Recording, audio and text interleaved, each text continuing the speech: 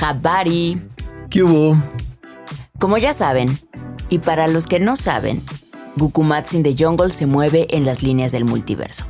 Y esta vez les traemos una edición especial en conjunto con Radio UNAM, donde hace unos días nos invitaron a cotorrear Mónica Sorrosa y Oscar Sánchez el Voice en su programa Listo de Resistencia Modulada. Resistencia Modulada es el espacio nocturno de Radio UNAM que se transmite de lunes a viernes de 8 a 11 de la noche por el 96.1 de FM. Y suelen tener invitados que tienen proyectos nuevos e interesantes, por lo que nos sentimos muy honrados y privilegiados y decidimos compartirlo con ustedes. La entrevista original incluye canciones que nos dieron chance de elegir en el programa, pero ya saben, copyright y todo eso. Así que por lo pronto la dejamos así sin las canciones, y si ustedes quieren pueden escucharlas aparte o escribirnos a nuestras redes sociales. @Jin_The Jungle en Twitter y @Gukumats in the Jungle en Instagram. Y ahí con gusto les pasamos el dato de las rolitas que aderezaron el chismecito radiofónico. Así que sin más, sean ustedes bienvenidos a la jungla. Y también pueden seguir a Resistencia Modulada en Twitter o Instagram como @Rmodulada. No hay pierde, las dos es igual.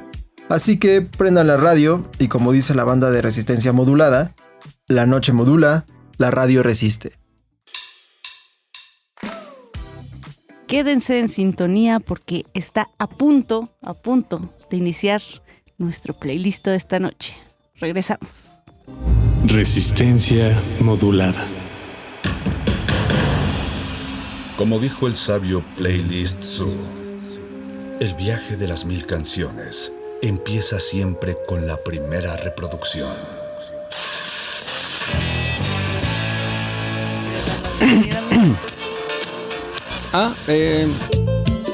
Sí, si quiero. A continuación, un maestro te abrirá la puerta de su lista de reproducción. El resto va por tu cuenta. Listo.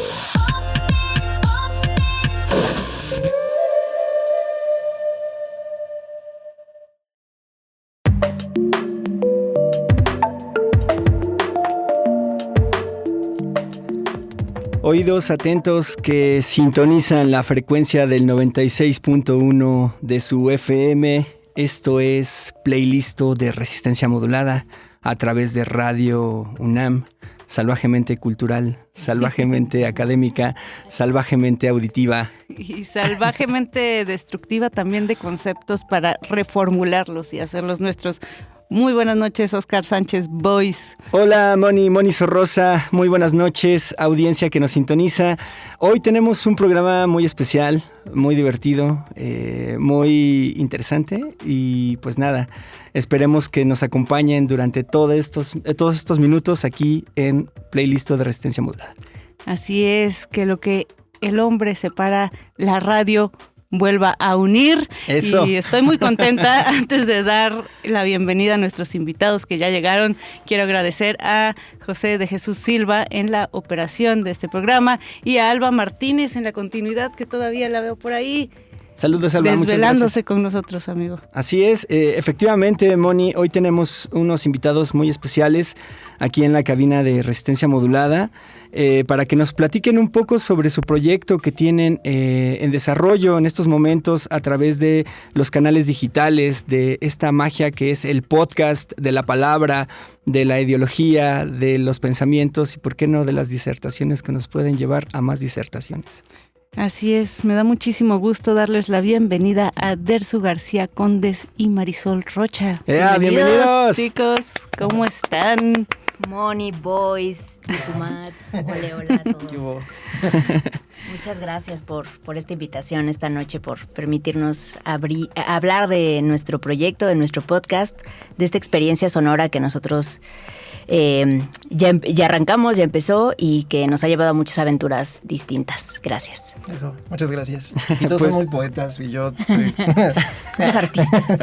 Eso, ustedes los artistas.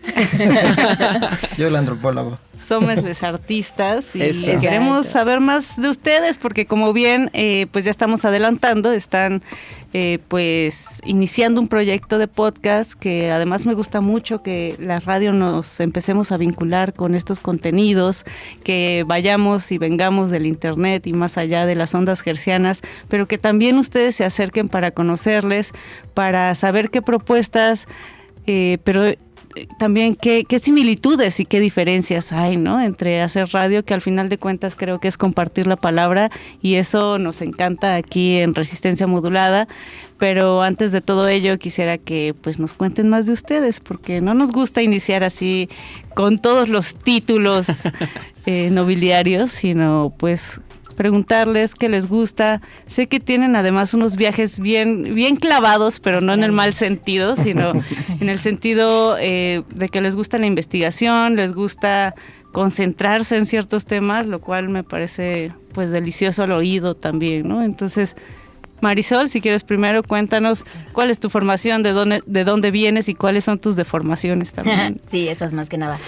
Pues justo es como yo me describo un poco en el podcast, que es una parte, o sea, mi perfil yo lo defino como algo híbrido, ¿no? Yo estudié literatura dramática y teatro, me especialicé en dirección en la UNAM.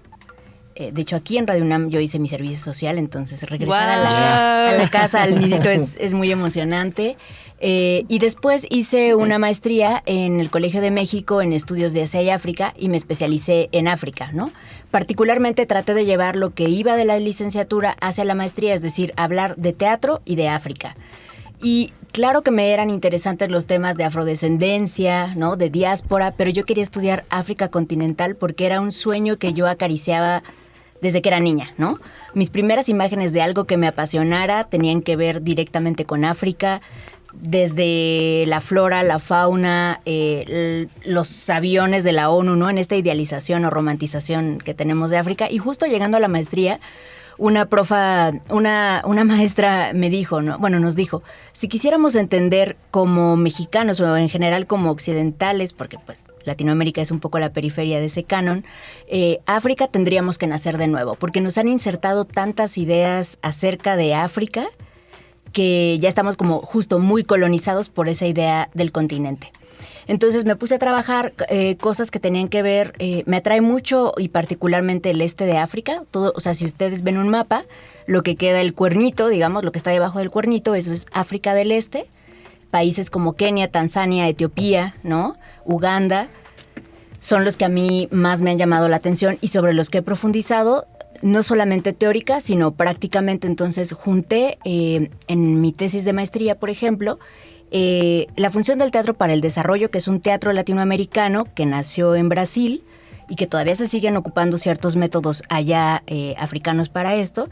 Función del teatro para el desarrollo en programas relacionados con VIH y SIDA en los slums, favelas de Nairobi, ¿no?, en la capital de Kenia. Y más o menos por ahí fue mi investigación, mi trabajo, mi viaje. En África del Este se habla Swahili. Si ustedes quieren saberlo, o sea, reconocer inmediatamente algo de Swahili es Hakuna Matata, que todos lo conocemos. No es algo inventado, siempre pensé que era una palabra. Y no es una forma de ser. O más bien ya está comercializado de tal manera que se perdió su identidad. No, los mismos kenianos te dicen, nosotros no utilizamos el Hakuna Matata bajo ningún concepto, es una cosa como muy literaria, más bien muy, muy literal, eso se podría decir. Pero Hakuna Matata es como, no existe problema, ¿no? Más o menos va por ahí. Y bueno, pues ya después Disney hizo de eso un emporio. Exacto. Simba es león, Rafiki es amigo, ¿no? Ese tipo de cosas. Pero bueno. Me gustaría saber, cuando ven Coco, ¿qué piensan de los mexicanos en África? Ajá. Pero fíjate, a mí me tocó estar en Navidad en África y les encanta escuchar La Bamba y Feliz Navidad en español en esa época. O sea, tú llegas a las tiendas, también los restaurantes se paralizan a las 8 de la noche porque las telenovelas mexicanas dobladas al idioma swahili, a la lengua swahili y subtituladas son muy populares. Hay chicas, hay niñas, yo tenía una amiga allá, estaba embarazada y cuando nació su hija le puso Ninel por Ninel Conde. No. Wow. O sea, hasta allá llega nuestra influencia. El emporio mexicano. Exacto, nuestro poder. Y pues por ahí fuera va de eso. otro. y bueno, quisiéramos saber un poquito más de Dersu Gucumatz García Condes. Pues yo soy antropólogo. Pues no sé, bueno, pues yo estudié antropología. Bueno, primero hice una licenciatura en la UNAM, que no tenía nada que ver con antropología. ciencias de la computación, y luego pues un día decidí que no quería que eso no quería, y siempre me llamó yo no sabía lo que era la antropología física. Además, antropología física, ¿no? Sí, o sea, sí. Cuéntanos la diferencia entre antropología social o otro tipo de antropología, ¿cuál es? Pues la antropología física biológica, más bien ahora que cambia de nombre, estudia justo al ser humano, pero en varias dimensiones, no solo histórica y social, sino también la parte biológica.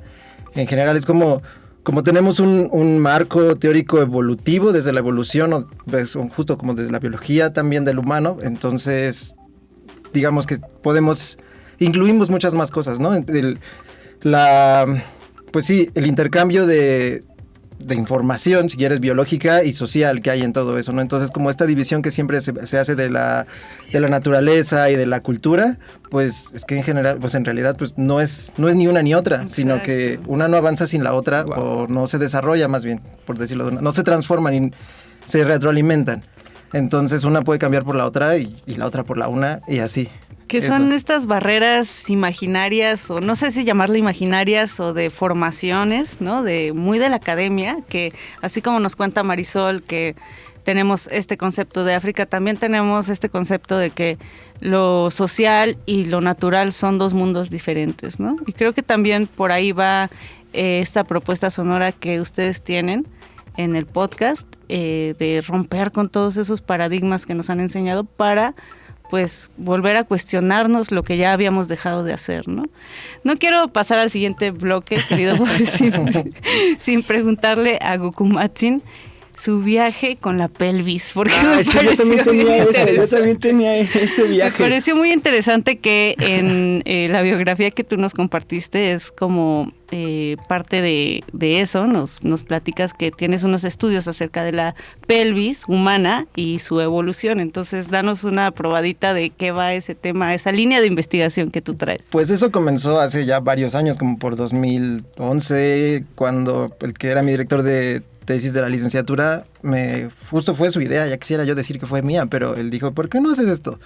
Y pues desde entonces a eso me he dedicado, y la verdad es que, bueno, yo he escalado por muchos años, ahora que lo pienso, y justo siempre yo me fijaba como la diferencia entre alguien que podía escalar como muy bien o no, o bailar muy bien, o algo así, que yo siempre digo que el secreto en general para muchas cosas y en la vida está en la cadera.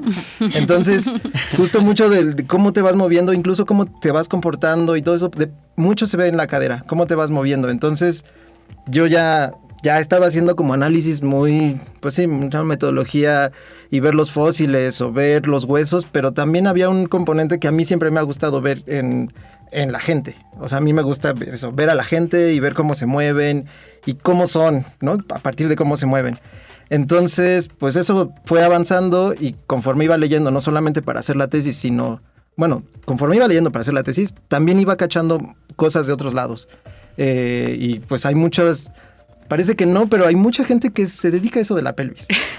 O sea, hay libros, o sea, ríos de tinta sobre la pelvis, sobre el canal de parto, sobre cómo nacemos. O sea, sí, toda la obstetricia, todo, por ejemplo, ahora que hay mucho que no se decía, pero que existía la violencia obstétrica, todo esto, pues eso había, o sea, ya estaba, pero nadie lo decía, ¿no? Entonces, incluso yo me encontré un estudio de un médico mexicano de 1780, que ya mide pelvis de mujeres, ¿no? De Veracruz, me parece. Entonces, pues era como seguir en eso, y te vas empapando y te vas clavando en un tema, ¿no? Es como que a todos nos pasa, y pues te van surgiendo preguntas. Entonces, ¿es cierto que esa máxima que las caderas no mienten? De la filósofa Shakira. Hay una página que se llama Más Shakira Menos Foucault. Creo que... pues ahí la recomendación para que lo sigan en Facebook, pero creo que también pues es hora de mover la pelvis un poco. De mover las caderas, Moni, porque con recomendaciones musicales de nuestros invitados. ¿Qué tenemos, Luis, por ahí? Pues tenemos un nombre que tal vez yo no puedo pronunciar porque está en Marisol, tu primera selección. Perdón. ¿Yaguari? Ándale, sí, justo. Es una artista, se llama Somi, es una artista con residencia en Nueva York, pero sus papás son de Ruanda, entonces toca temas de genocidio, de racismo, y está acompañada de Huma Sekela, que es una de las trompetas más destacadas de África, del sur de África, y es uno de los músicos más importantes de protesta. Somos unos clavados. Eso. Y pues, ¿te parece si escuchamos esta primera melodía y regresamos con más sobre las caderas, el podcast y la antropología? Venga, esto es playlist de Resistencia Modulada.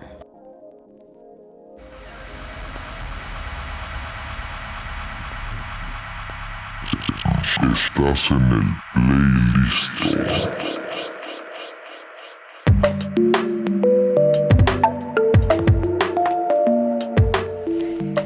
Sí, esto es playlist de Resistencia Modulada. Estamos hablando con Marisol Rocha y Dersu García. Ellos son Gukumatsin in the Jungle, un podcast de antropología, estudios culturales y chismecito.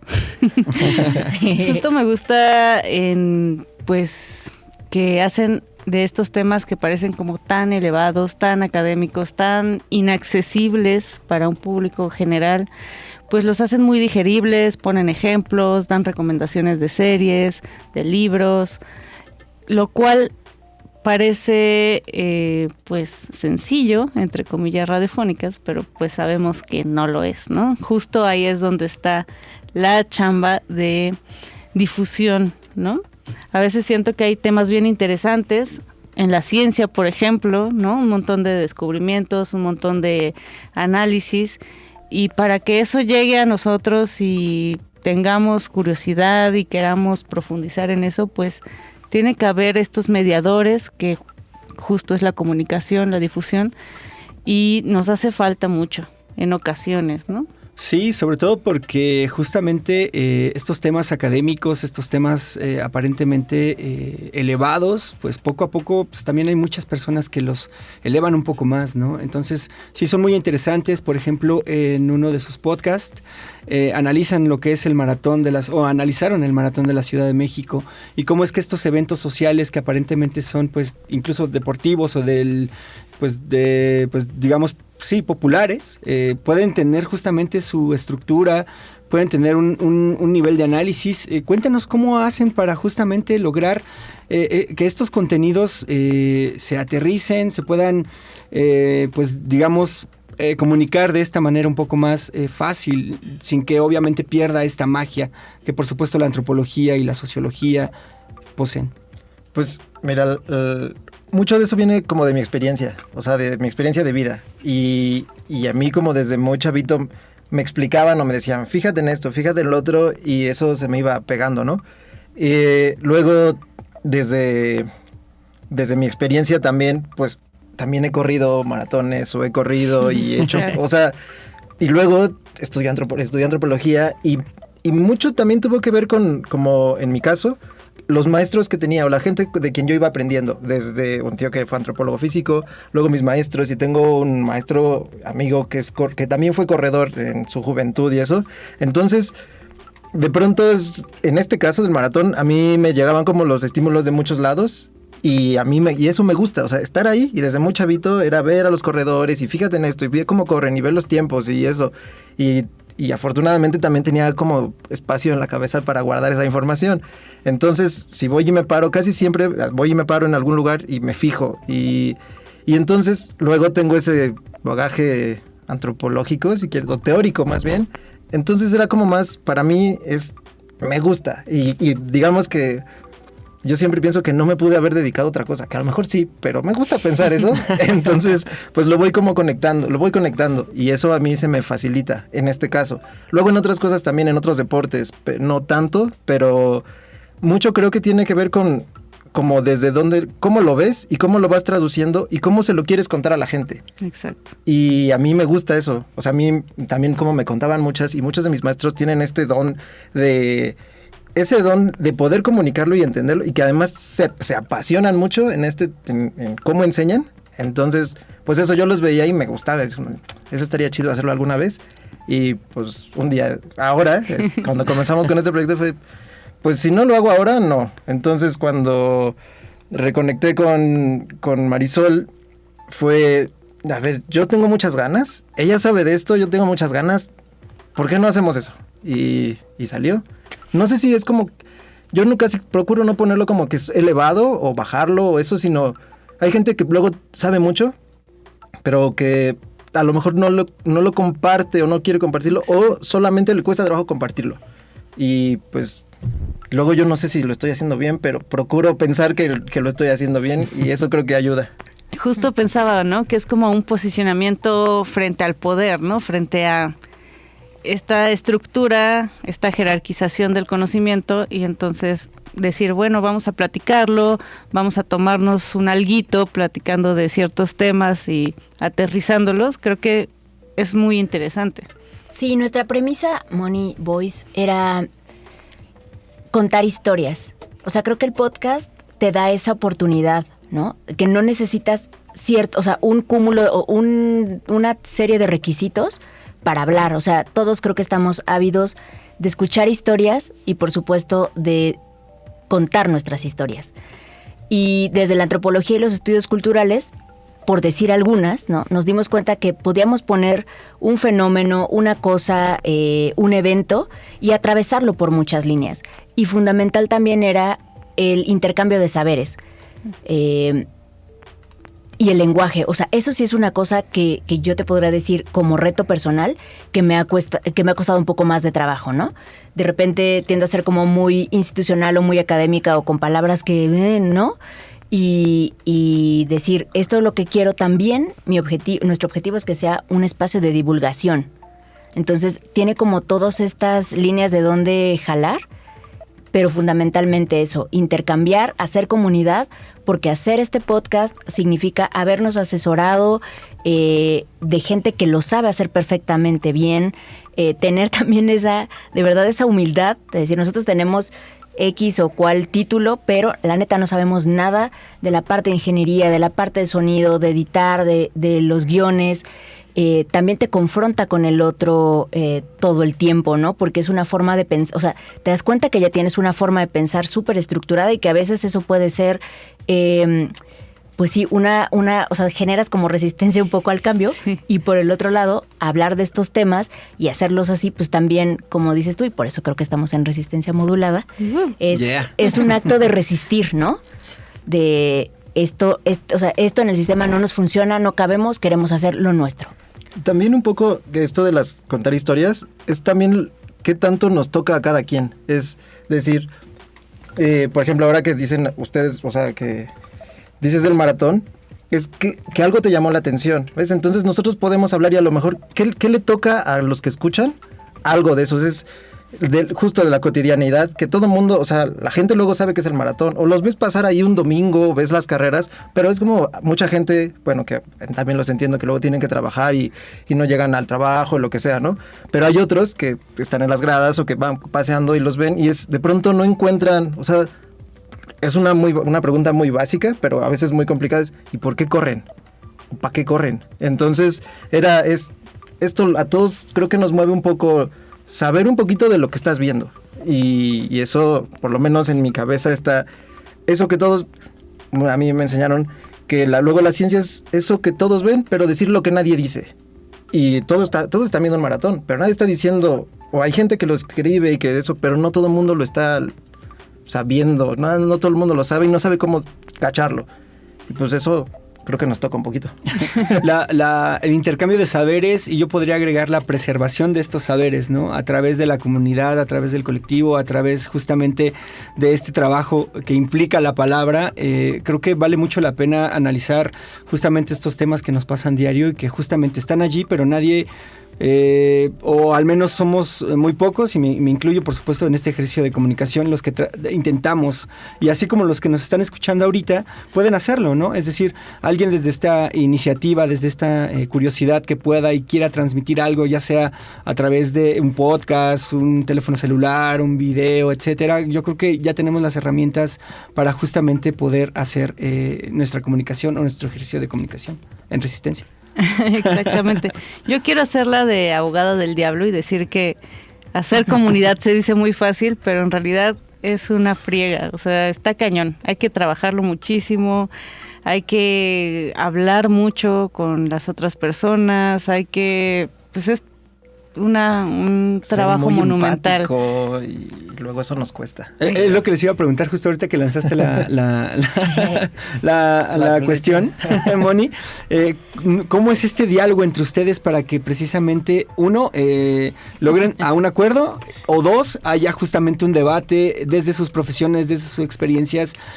¿Todavía han llegado a ese enfrentamiento o encontraremos eso? Y no Siempre. terminar agarrados del chongo, claro. Siempre pasa. Creo que, bueno, en mi caso, y ahora Jungle les dirá, pero en mi caso siempre tengamos, o sea, yo quiero decir esto, pero luego es como, ajá, pero ¿y cómo vas a intercambiar? Porque yo estoy muy acostumbrado a pensar y estar como solo y hacer lo que yo quiero hacer y decir lo que yo quiero decir, pero pues no. Y justo este proyecto, desde el principio yo pensé, bueno, si vamos a hacer este proyecto, o si vamos a hacer este proyecto, entonces toca ser paciente y entender y escuchar y ponerme en el lugar de no solo de Marisol, sino de los demás, porque no sé si se nota, pero a mí a veces me cuesta trabajo hablar y no irme muy rápido, o entonces bajar el ritmo, y entonces me empiezan a decir, tienes que bajar el ritmo, y al principio me como, no, es que yo no hablo así, yo no soy así, pero luego también está bien, porque te escuchan y te van a escuchar, y lo mejor es bajar el ritmo y que te escuchen y que te entiendan.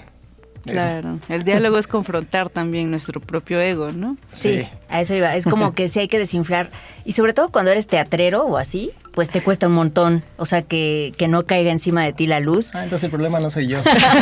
Sí, no, el problema... saludos a todos los compas teatreros. Pero eso, o sea, sí es como... Yo creo que de los dos a mí me ha costado un poco más mucho más trabajo.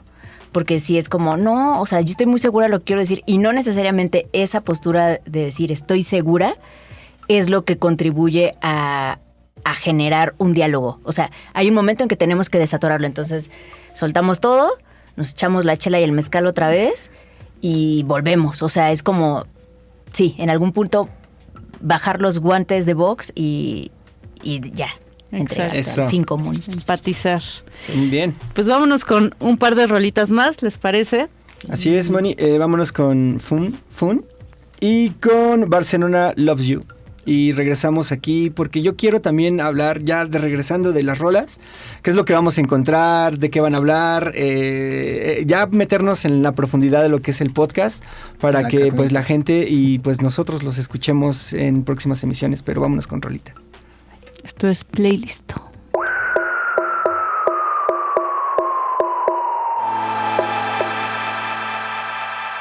Playlist.